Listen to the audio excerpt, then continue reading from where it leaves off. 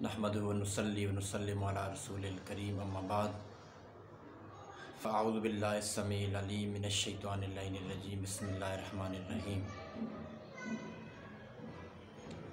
وبالوالدین احسانا اما یبلغن عندک الکبر احدہما او کلاہما فلا تقل لہما اف ولا تنہرہما وقل لہما قولا کریما۔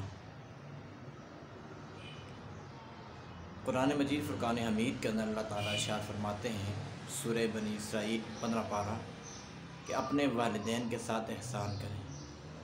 مولا کیا احسان کریں؟ فرمایا اما یبلغن عندک الکبر احدہما او کلاہما، جب تمہارے والدین میں سے دونوں یا ایک جب بڑھاپے کی عمر کو پہنچ جائیں، یعنی ارذل العمر کو جب پہنچ جائیں، جب وہ بوڑھے ہو جائیں،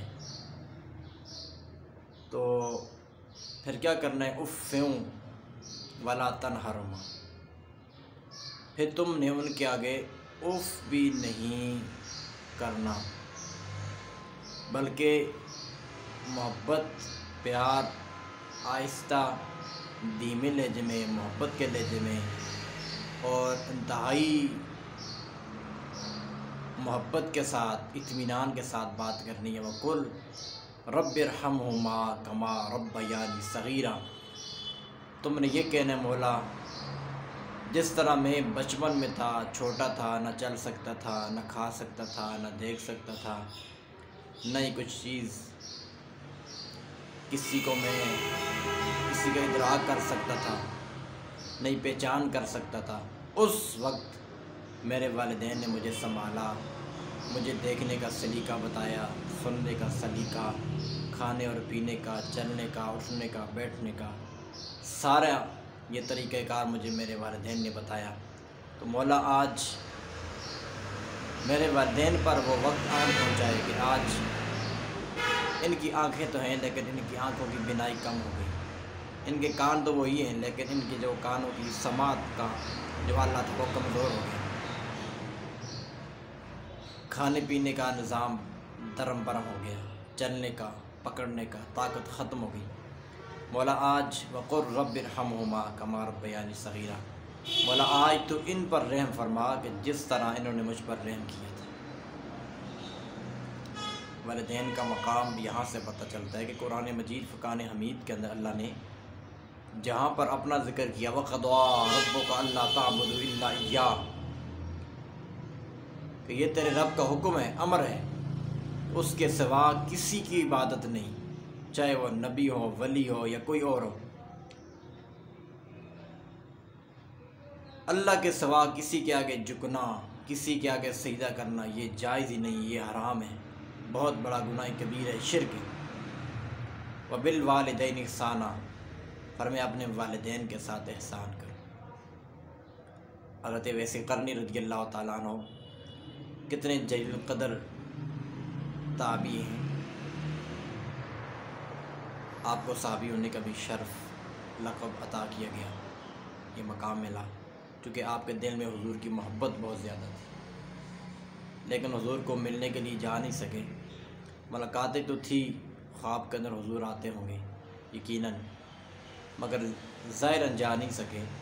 حضور نے اپنے دو صحابہ جناب فاروق اعظم رضی اللہ تعالیٰ عنہ اور مولا علی کرم اللہ تعالیٰ وجہ الکریم کو بھیجا اور سلام، اور میں جا کے میرا سلام کہنا، اور کتنے خوش نصیب وہ صحابی تھے کہ جنہیں اللہ کے نبی سلام کہہ رہے، اور فرمایا کہ انہیں یہ کہنا کہ میری امت کے لیے دعا کریں۔ آپ کے بارے میں آتا ہے کہ جب قیامت کا دن ہوگا لوگ جنت میں جائیں گے تو آپ کو جنت کے دروازوں پہ روک دیا جائے گا، آپ پریشان ہو جائیں گے، تو حکم ہوگا، اللہ کی طرف سے آواز آئے گی اے ویسے قرنی پیچھے دیکھو، مڑ کے پیچھے دیکھو اپنی بیک سائڈ، اور وہاں جہنمی کھڑے ہوں گے، تو حکم ہوگا کہ اشارہ کرتے جاؤ، اپنی انگلی کا اشارہ کرتے جاؤ، جدھر جدھر تمہاری انگلی پھرتی جائے گی اس کو اللہ جنت میں داخل کرتا جائے گا۔ یعنی یہ مقام ہے اس بندے کا کہ جو اپنے والدین کی خدمت کرتا ہے، اس پہ تو جنت واجب ہی واجب ہے، اس کے سبب اور اس کے وسیلے سے اس کی وجہ سے اللہ دوسرے لوگوں کو بھی جنت میں داخل کر دے گا کہ جو اپنے والدین کی خدمت کرتا ہے۔ حضرت معاویہ بن جاہم رضی اللہ تعالیٰ عنہ سیاہ کے اندر یہ روایت موجود ہے کہ آپ نے حضور کی بارگاہ میں عرض کیا، یا رسول اللہ میں جہاد پہ جانا چاہتا ہوں، مجھے اجازت دیجیے۔ اللہ کے نبی نے فرمایا، اے میرے صحابی، کیا تیری والدہ زندہ ہے؟ کیا تیرے والدین میں سے کوئی زندہ ہے؟ فرمایا میری والدہ زندہ ہیں۔ فرمایا فَأَلْزِمْهَا فَإِنَّ الْجَنَّةَ عِنْدَ رِجْلِهَا كَمَا قَالَ۔ فرمایا والدہ کی خدمت اپنے اوپر لازم پکڑ، بے شک اللہ نے جنت کو تیری والدہ کے قدموں کے نیچے رکھ دیا۔ یعنی اللہ کے نبی نے جہاد سے روک دیا تھا۔ حضرت جناب یزید بسطامی 10 سال تک آپ نے اپنے حق معاف کر دیے، جنگلوں میں گھومتے رہے، بالآخر 10 سال کے بعد صبح سویرے کے وقت آپ اپنے گھر کے قریب سے گزرے، کیا دیکھتے ہیں کہ پانی بہہ رہا ہے، تہجد کا وقت ہے۔ آپ نے سوچا، کہا جس رب کو میں جنگلوں میں تلاش کر رہا ہوں وہ رب تو میری ماں کی رضا میں ہے۔ جب والدہ نے دروازہ کھولا، آپ اندر گئے، اپنے والدہ نے یزید بسطامی سے محبت کا اظہار کیا اور فرمایا، اے مولا میرا بیٹا تیری وصال میں جنگلوں میں گھوم رہا ہے، اسے تو اپنا وصال عطا فرما۔ تو والدہ کی دعا کرنی تھی، اللہ نے آپ کو اپنا وصال عطا کر دیا، اپنا قرب عطا کر دیا۔ یعنی والدہ کی رضا میں اللہ کی رضا ہے۔ اسی لیے پوچھا گیا کہ حق الوالدین علی ولدہما، کہ والدین کا بچوں پر کیا حق ہے؟ تو اللہ کے نبی نے فرمایا ہما جنتک و نارک، وہ دونوں تمہاری جنت بھی ہیں اور دوزخ بھی ہیں۔ فرمایا اگر والدین راضی ہیں تو جنت ہیں، ناراض ہیں تو دوزخ ہے۔ اس لیے اللہ کے نبی کی صراحتاً بے شمار حدیثیں، حضور نے فرمایا جو بندہ اس حال میں صبح کرتا ہے، من اصبح مطیعا للہ فی والدیہ اصبح لہ بابان مفتوحان من الجنہ، ومن اصبح عاصیا للہ فی والدیہ اصبح لہ بابا مفتوحان من النار، وَإِنْ ظَلَمَاهُ كَمَا قَالَ۔ انہوں نے جو بندہ اس حال میں صبح کرتا ہے کہ اس کے ماں باپ اس سے راضی ہیں، تو اللہ صبح ہوتے ہی اس کے لیے جنت کے 2 دروازے کھول دیتا ہے، ایک ہو تو ایک، 2 ہو تو 2۔ اور جو اس حال میں صبح کرتا ہے تو اس کے والدین اس سے ناراض ہوں تو صبح ہوتے ہی اس کے لیے جہنم کے دروازے کھول دیے جاتے ہیں۔ اس لیے اپنے والدین کی خدمت کریں۔ اس لیے کسی نے کہا تھا کہ پاک محمد نے فرمایا